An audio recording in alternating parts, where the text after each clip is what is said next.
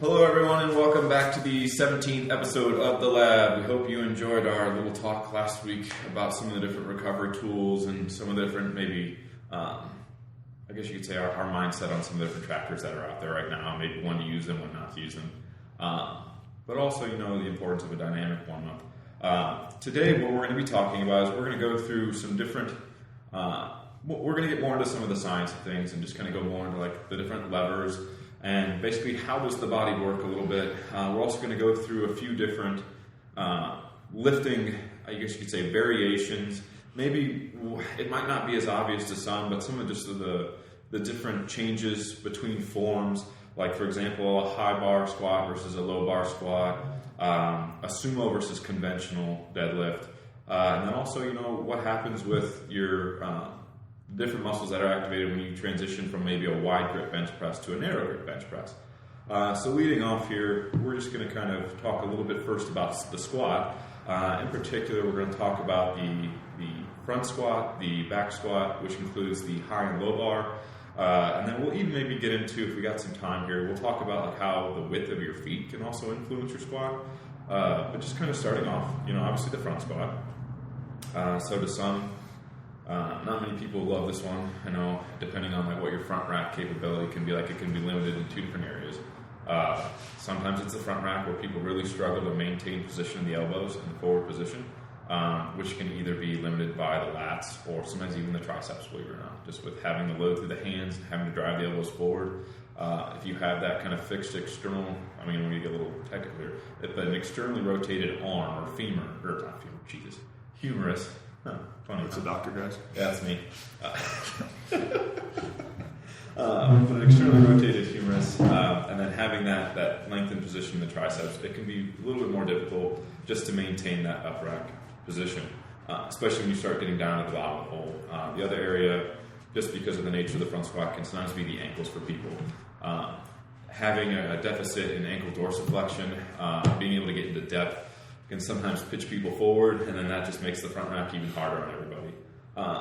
So two different areas that I usually recommend for lifters to start addressing right out of the gate is either going to be the lat flexibility and tricep flexibility, sometimes even upper back strength, but then also getting into ankle mobility. What is your closed chain ankle dorsiflexion like? Can you get there comfortably, or are you really fighting to get it? I don't know if you guys have experienced any kind of like deficits with your front rack. I don't know if I've seen, you've done a few front racks over here before. I think I've seen that before with you with your front squats. Yeah. Brandon, what are some of the things that you found with the front rack that have really helped you with just assuming those two positions that I just discussed? A lot of people want to like grip the whole bar, like put like all 5 fingers around that thing. Mm-hmm. I personally like having my thumbs on this side, and I only use maybe my index and middle finger to hook, just because I get a huge like forearm stretch if I try to go all 5 fingers, and then I kind of lose my elbow positioning whenever I try to front squat like that. But I always have a hard time bracing. If I'm doing like reps, I feel like just bracing is a lot, using your core and stuff like that, it's a lot more harder in a front squat. Yeah. Or it exposes it a lot more, I guess, than what you can in a back squat. Mm-hmm. So that's always my big issue with front squats. And then my ankle mobility. That's like the only squat nowadays I'll use my lifters for, is a front squat. Yeah, I would agree. I definitely think like the component to breathing with the front squat, just with like the loading of the barbell right across the front of the shoulders, because you get that kind of like rounded posture, you can't take as much of a deep breath. Compresses your diaphragm just ever so slightly as the weight goes up. It's super hard to explain to kids like how you want to maintain like a nice tight back position, so like their elbows are up, and then it's like trying to pull their shoulder blades back, but then all of a sudden like the delts are away, so you can't rack it, you can't hold the bar there, so it's like pop your delts out.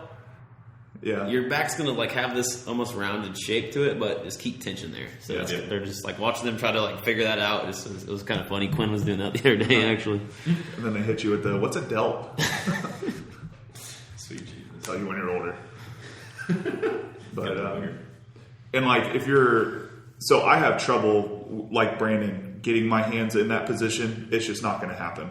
So I do like the mummy version where you kind of cross your arms, set the bar like on your collarbone or like almost in like your Adam's apple, and then your thumb, it kind of goes like right into like where your delt and your pec tie in, and it's like a natural little hold. So that's what I do, and then you can even like zombie it and just leave your arms straight out and have it be balanced. But you better have some strong front delts on that one to hold your arms up. What's the danger of having that bar rest a little bit too far into that Adam's apple trotter? Makes women sound like men. Yeah. I don't know. It'll put hair on your chest real quick. But, yeah. Yeah, if you rest that bar a little bit too close into that Adam's apple, sometimes I've had an instance of people either starting to like see stars, black out, just rest a little bit too far into those jugular veins. Yeah. Not exactly a comfortable sensation. Yeah. I've done that once or twice. Yeah. I mean, you learn from it. Yeah. You learn from it. But if it's for a PR, it's for a PR. Suck it up, right? Yeah. No, that's awesome. So, kind of transitioning out of that one, we'll talk a little bit about first the racking of the bar for a high versus a low back squat. So, Todd, I'll let you kind of talk about this one a little bit more, kind of get into that, like how that's just going to change some of the different, I guess, hip, ankle, and knee joint changes as well. Yeah. And I'll weigh in as well, just from the PT side of things. Just from your experience with powerlifting and how you've seen it, especially with the kids, changing it from maybe a high to a low bar. Usually with the kids, I don't mess with it too much. It's too much of a variable because it really depends on how thick the person is, I guess, too. And I've always found, like, if I can get myself in a slightly lower bar, for me, if I can set the bar on like my rear delts, then that puts the bar more in line with my hips. So it should, in theory, generate more power because that bar's not getting away from the hips. If you're watching it from the side as you go down, you want that bar much in the hip line as you can to generate that much force. Once it gets away, like say you start leaning too far forward, then you put a lot of emphasis on your low back. And the way that most people are built, their low backs cannot take it.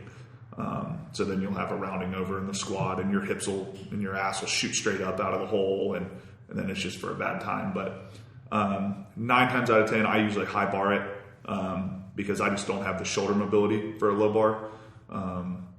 So that's what I've noticed with the kids and such. It's like they don't like the sensation that they may lose that bar like off their back. Yeah. So I just kind of like have them place it wherever, and then just have them pinch their shoulder blades and kind of shrug up into it and create a little bit of a shelf for that bar to sit on rather than their vertebrae. But Brandon's really good at low bar, so that's where I was going to ask, like, tie that in. Got them big delts, man. Pop them out. Yeah. I don't know. I just have shoulder mobility. I can handle it more. It kind of comes down to my core isn't as strong, so every time I high bar, I feel like, that's my back, things like that. I'll put my lifters on because I don't feel like I just like the huge sit back. If you talk about like the mechanical or the moment arm from a high bar to a low bar squat, so basically if you have like the bar and you go into your squat on a high bar, you're not going to have as big of a hip hinge because that bar will come over the midpoint of your foot. To where when you low bar, you can actually sit your hinge back farther. So if you draw like a line from the middle of your body to where your hips are, that distance from that line to the hips is the moment arm, and the greater that moment arm is the more force you'll be able to produce. Yeah. So that's kind of the mechanical advantage in theory of a low bar versus high bar, but then everybody's different. Yeah. What's their strong suits, where's their weaknesses at, and things like that. Well, and then I mean you could even go further down the rabbit hole and figure out how much can they open their legs. And do that, and then their stance. If you're a super narrow stance squatter, then low bar is going to be a bad time because now you got your chest resting on your knees while you're in the hole. Mm-hmm. And a lot of people they just aren't strong in those positions. So like it makes sense if you're looking at like a world record holder doing it. It's like, oh yeah, I should be able to squat 900 pounds if I can put the bar there too. Absolutely not. Like, there's a big difference. They've trained that. Yeah. They've learned to build up that resilience. Well, just like anybody else, they all started at the same spot that everybody else started. The first time that I benched, I couldn't bench 95 pounds. I got it crushed on my chest, and it's like the same thing with squat. Like, I remember the first time that I did 135, and I thought I was, like, the strongest person in the world.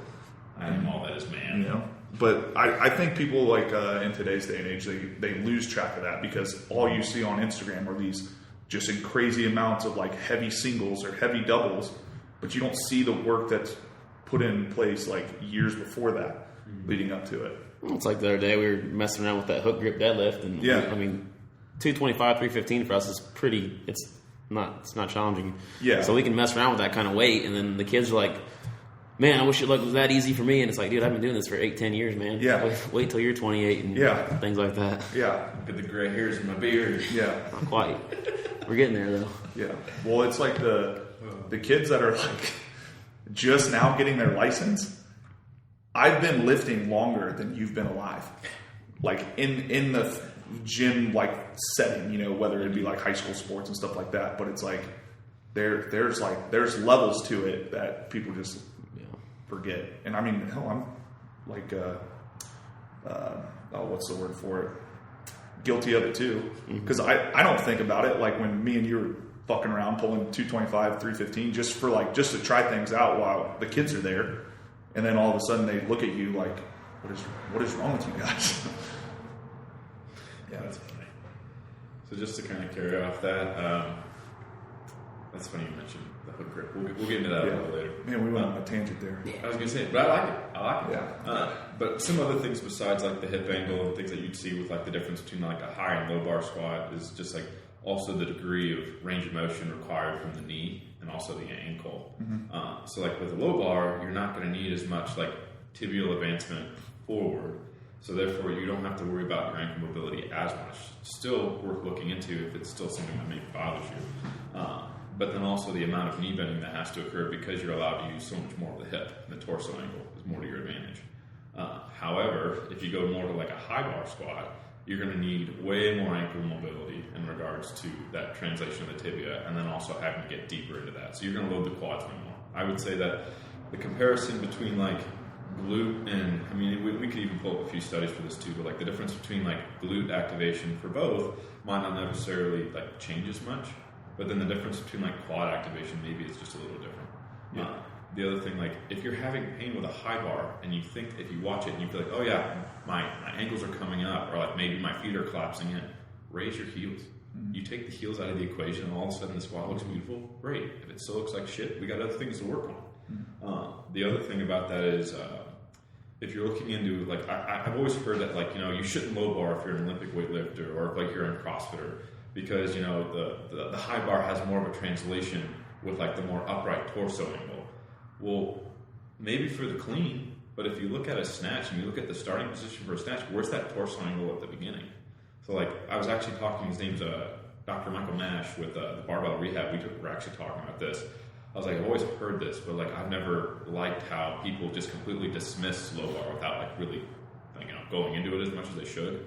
And so we started talking about how like that actually does have more of a translation between like a high bar for a snatch as opposed to the low bar. And I think that people should be doing a mixture. So like when people are like, you should never low bar, like give me the reason why. Like I want to know why. There's a lot of people say you can't go ass to grass on low bar stance either, but it's false. Yeah. The bar placement has nothing to do with how your hips and your knees bend. Yeah. Like you still have to bend that lower half. Exactly. If it don't move, it don't move.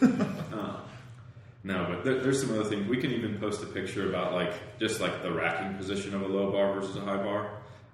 We'll put those up, and then we'll kind of carry on here because we're already almost at 15 minutes. Jeez. So we'll kind of go into more of like the difference between now like a conventional stance deadlift and then also a sumo deadlift, which by the way is not cheating. Like sumo deadlifts is just another variation that allow you to target different groups of muscles compared to the conventional. I'll let Brandon and Trotter here go a little bit more into maybe how they're going to differ here in terms of which muscle groups are going to get, you know, a little bit more lit up. At the end of the day, if it gets you stronger, it gets you stronger. If you're self-limiting, you're self-limiting. So I'll let you boys take that one away. Tear it apart. I never realized until we started this episode that we both do the opposite things. Yeah, that's what I was making. So I pull conventional. Mainly that is due to how weak of hips that I have comparatively. I'm not as powerful, I should say, in a wide sumo stance that I am in a conventional stance. I can just generate more force that way with my leverages. I have very long legs. I got decently long arms with a very short torso. So if I can get down in that position and use my hamstrings and my ass to get that bar going, then that's what I'm going to do. So with that being said, I use a lot of posterior chain. So your whole backside from top of your head all the way down to your heels. And you want to think about wedging against that bar. So the perfect deadlift doesn't make a sound. There's that little bit of noise. It's like a click that when you pull the slack out of the bar, it's called. Usually with a deadlift bar, there's a little bit of flex in there, so you can feel that. Power bar, it's obviously stiffer, everything like that, but get enough weight on it, it'll flex. So that's how I approach it. Whenever I'm setting it up, if let's say you had a pair of Chuck Taylors on, and get your feet up to the bar, like where you want to start at. I don't necessarily agree with you have to have your shins on the bar for a conventional, because it depends a lot on your ankle mobility, of course, too. So when I look down, I try to think about that bar as just a giant knife, and it's going to split my foot right in half. And then you kind of adjust it based on people's size. So if you're a skinnier person, then you can have that bar slightly closer to your ankle. If you're like a fatter person with a gut, then kind of move that closer to your toes. As far as like grip goes, I just go, you flex your lats and you flex them down. So the lats are like your wings of your back, if you will. You flex them down, try to make your arms as long as you can. You want to flex your triceps because that's going to keep your underhand from bending, which will result in a bicep tear. It's pretty much guaranteed. And at some point, I guess. And then, you just go straight down. Like, don't try to have too wide of a grip because your upper back is not strong enough, I promise you. And just bring that in a little bit.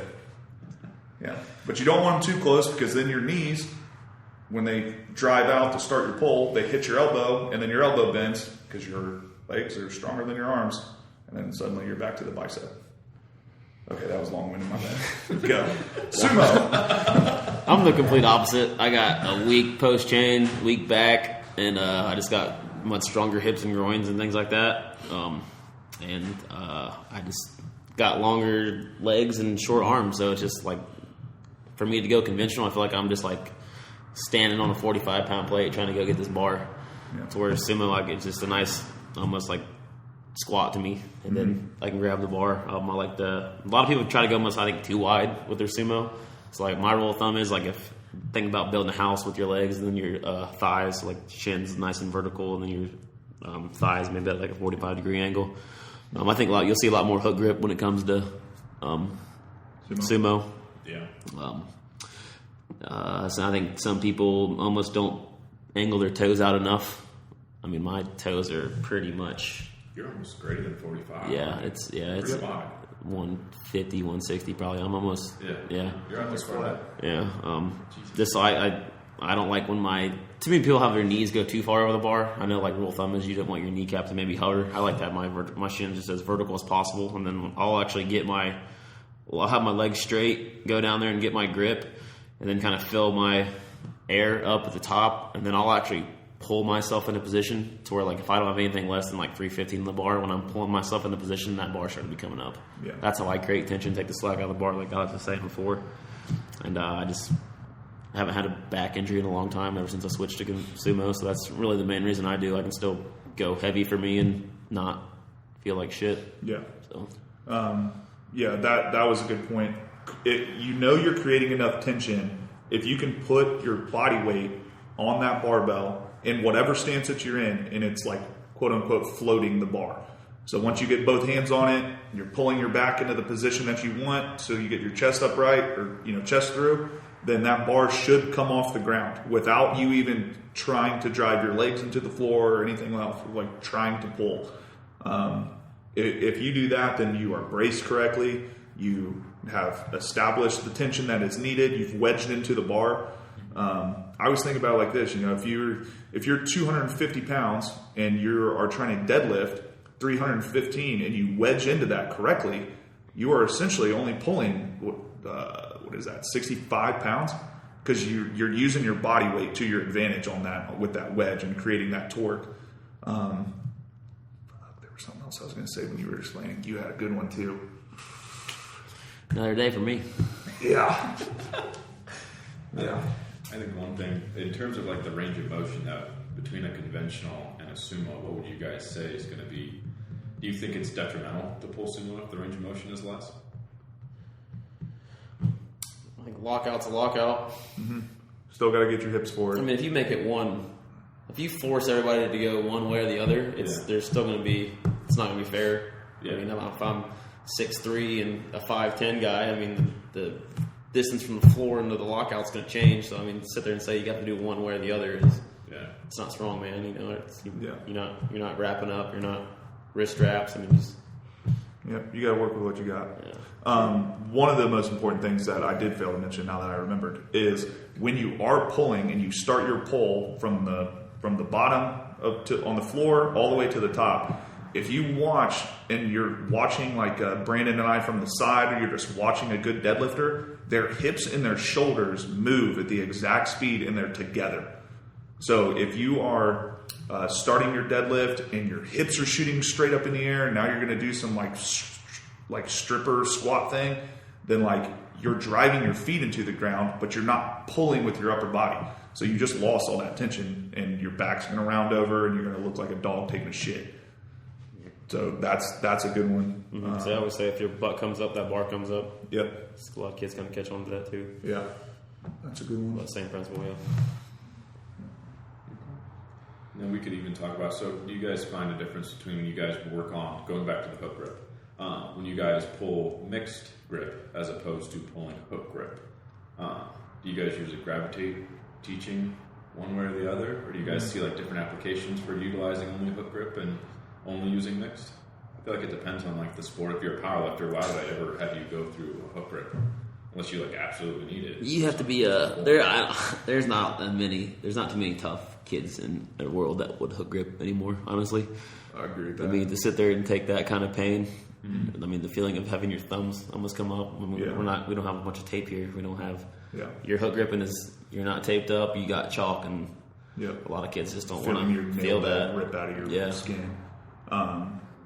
I'll teach them a little bit whenever they're doing cleans. This is some of them whenever they make that second pull transition to a front rack catch. I mean, some of them will kind of have a hard time. They'll kind of just lose it and things like that. Mm-hmm. The load's a lot lighter versus the deadlift, so it's a little bit more tolerable. But I don't really have a care if you overhand, hook, alternate. I mean, it don't matter to me. Yeah. I do agree with you in regards to like the Olympic lifts. I definitely like teaching the hook grip, especially as the weight gets heavier and they're trying to apply as much force as possible. If there's even like an inkling of like a slip out of the hand, that you're going to lose contact where you want on the hip, and there's just a whole hodgepodge down the chain then too. What were you going to say? I want to circle back real quick. One of the things that we failed to mention was it's okay to change your stance. Like if you are stalling in the conventional, then just switch to sumo. Just give yourself that mental break and change that angle that you're training and you're trying to work. We do that fairly often, and I promise you, when my conventional gets like stalled, I get so mad knowing that I have to do sumo for the next 6 to 8 weeks, because it's like my ego is completely taken out. Because there's probably 100-pound difference between my conventional and my sumo. But as far as the hook grip goes, like you can, if you set the bar in like a very high rack, and you can just like set that hook and then just like keep building up in weight and just hold on to it for a minute. That's one way that you can kind of work that curve, I guess, of getting through the pain. But it still sucks. It's bad. Yeah, but there's advantages to it. You can probably shorten your range of motion on a deadlift 1 to 2 inches. That means you don't have to pull it as far. The likelihood of you losing the grip on it probably goes down a little bit too. Mm-hmm. And then, of course, your susceptibility to tearing a bicep drops as well. True. I'll take all that risk. Oh, yeah. Friends, like, bring it on. Bring this. I'm all that to me. So then another modification besides just like the mixed grip and then also the hook grip. Brandon and I were talking a little bit this morning also about like a snatch grip for a deadlift. So one of the big things with that, and I actually love this for translation into the Olympic lifts, just for the sole reason that I feel like it taxes that mid back a little bit more. And if your weakness right off the floor with a snatch is abysmal, then that is a great way to start addressing that. Actually, another thing, if Trotter was actually going through one of the interns here, was just teaching how to apply bands with a snatch grip high pull, and just teaching the bar how to float. So that's just another, I guess, modification as well with the deadlift. If you're going more to the CrossFit realm and more to the Olympic lifts, just modifying it to fit your need. Yeah. They schedule that snatch grip on December. I just dread it, man. It's 65% of your deadlift max for 5. Yeah. It's hard to grip that out there. Yeah. And it's just I like the way it blows my upper back up, but man, it's. As a guy who hates conventional as it is, you're gonna make me do conventional and snatch grip. No thanks. Yep. But now we'll move on here because this is going on more than I anticipated. So going into the bench press, and I guess we'll combine it with the pull up here just to make kind of short work of it. But with the bench press, really not a whole lot of ways you can modify that besides just grip width. So going from more of a wider, obviously, loading the pecs just a little bit more, but as you get a little closer, just that transition into more of a, loading the triceps. Big thing though, I think most people, you can definitely go too wide on a bench press. That's from experience. Gotta watch that sometimes. But then also on the pull-ups, Brandon, in terms of pull-up, what have you kind of found in your training with modifying pull-up and grip width? Obviously, the supinated grip, you can add some biceps to it. I think a lot of our kids do neutral grip, just a little bit more shoulder friendly. Doesn't have that internal external rotational force on it. And then pronated grip, obviously the hardest one. Not a lot of biceps. It's just almost all straight lat. So that's kind of whenever we do, we got kids that can bang out maybe 10, 12 supinated pull-ups. Mm-hmm. Switch to the neutral grip, it might drop 2 or 3 reps, and then when you go to a pronated grip, sometimes I'll have a hard time doing 2. Mm-hmm. So the grip, it targets different muscles, and it reduces some muscles, and it's a little bit more challenging if you want to get back development. Yeah. I'll shout him out since we shit on him quite often. Landon the other day took 2 challenges on pull-ups, and the first one the kid went before him. He did 15, and then Landon banged out 16 and stopped. He was just oh yeah, I could have kept going. And then probably 10 minutes later, he did 21 or 22. Jesus. And I was damn. All right, you have your moments. But yeah. So that's my compliment for the year, Landon. If you're listening to this, you're not going to get another one. It's only February. So let's move on over then to the dips. So in terms of torso position, if you're kind of maintaining a more upright position, you're going to get a lot more shoulder extension, a lot more loading through the chest, and then having to drive out of that. Not necessarily always the greatest in terms of pec tendon happiness, I'll put it that way, because you need to be able to tolerate shoulder extension to a degree. Yeah. But then also changing that torso angle and making it more of a tricep extension.